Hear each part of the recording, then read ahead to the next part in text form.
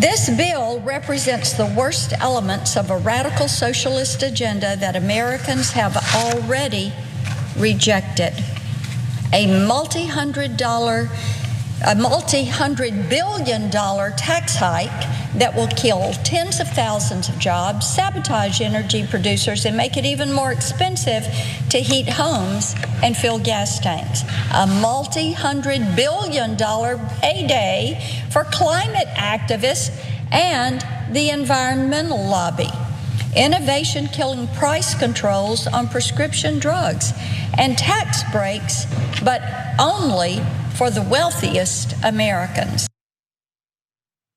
You just heard from one of the MAGA senators in Congress, Marsha Blackburn, basically flaunting right before the American people how little she knows about socialism, about the very legislation that she is trashing in that speech. She refers to the negotiations between Joe Manchin and Senate Majority Leader Chuck Schumer as a radical socialist agenda.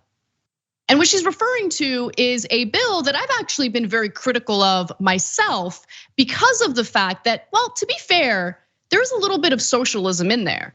But the socialism isn't to the benefit of the American people, it's to the benefit of fossil fuel companies who will get to enjoy expanded drilling on federal lands, which they will profit from, and we, the American taxpayers, will pay the costs of.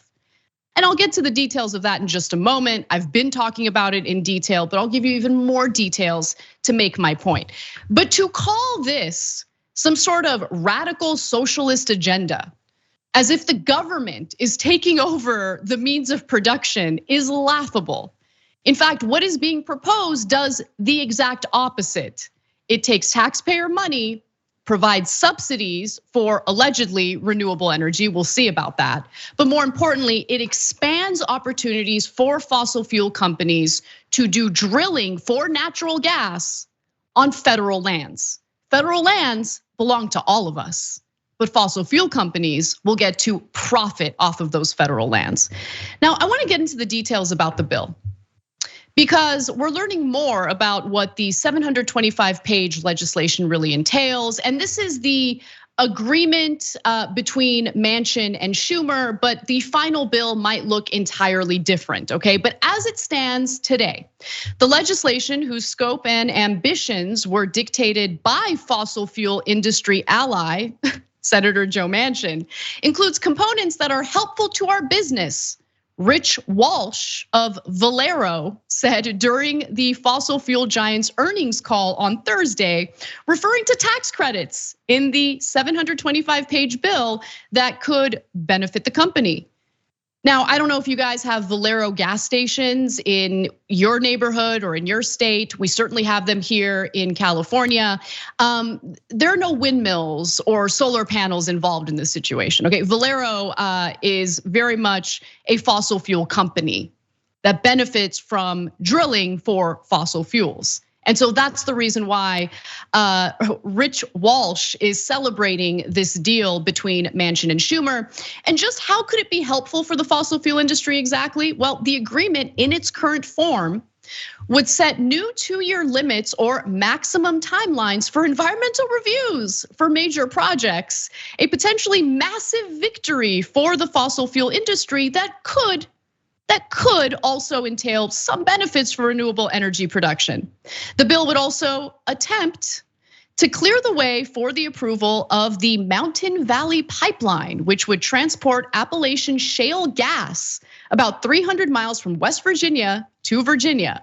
This pipeline is a key priority of Manchin's, a man who makes literally $500,000 a year from dirty coal. Also, other provisions would limit legal challenges to energy projects and give the Energy Department more authority to approve electric transmission lines that are deemed to be in the national interest, according to the document.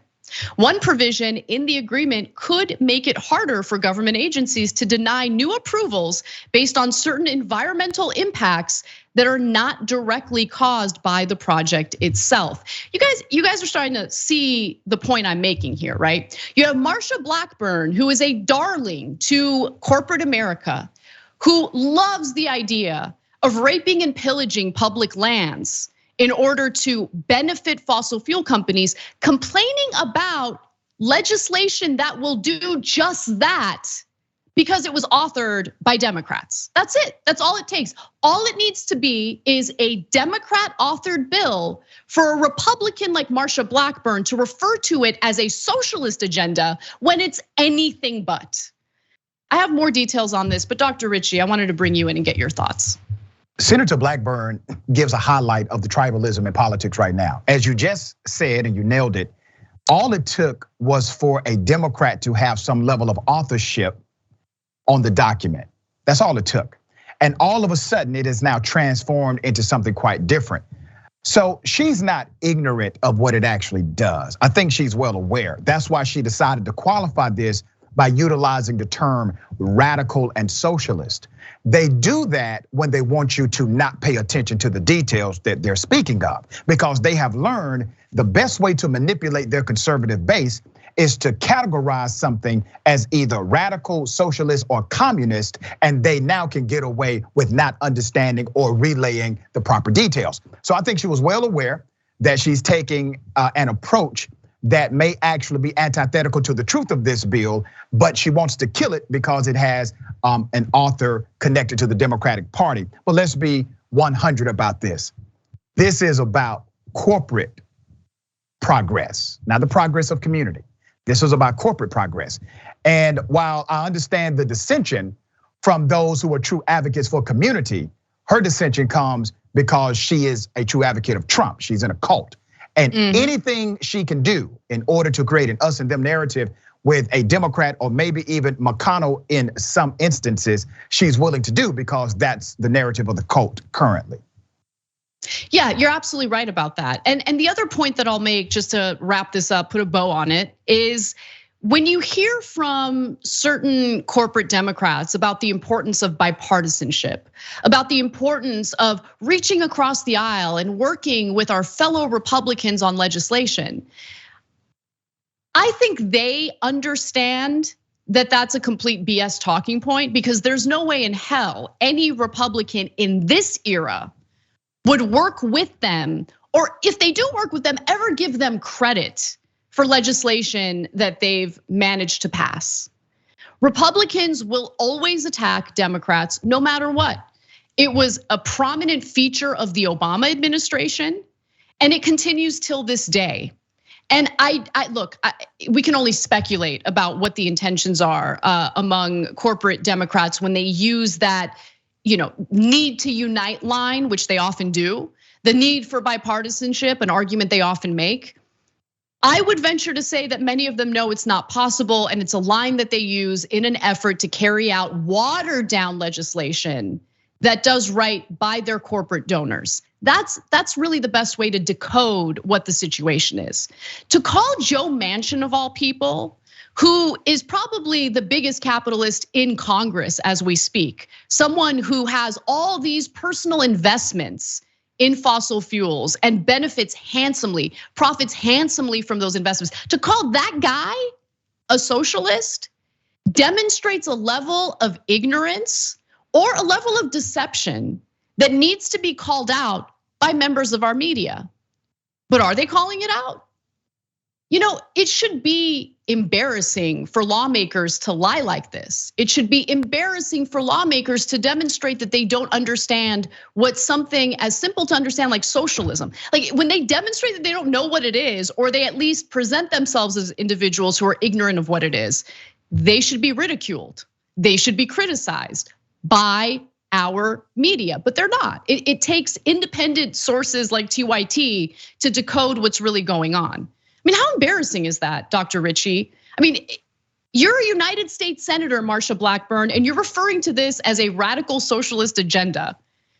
The only way that I see that as a valid point is if you're specifically referring to how corporations will benefit from all the tax breaks and from the deregulation that is baked into this proposal. Yeah, there's an audience for the lies, and Donald Trump has not just created that atmosphere. It was here before he started running for president and became president, but he has definitely become a catalyst for this era where truth can now be debated, facts are now negotiable. And in that kind of arena, that kind of atmosphere, lies like this will stand with certain communities. And the senator is aware of it, and that's why she's utilizing her pulpit to do so. Exactly.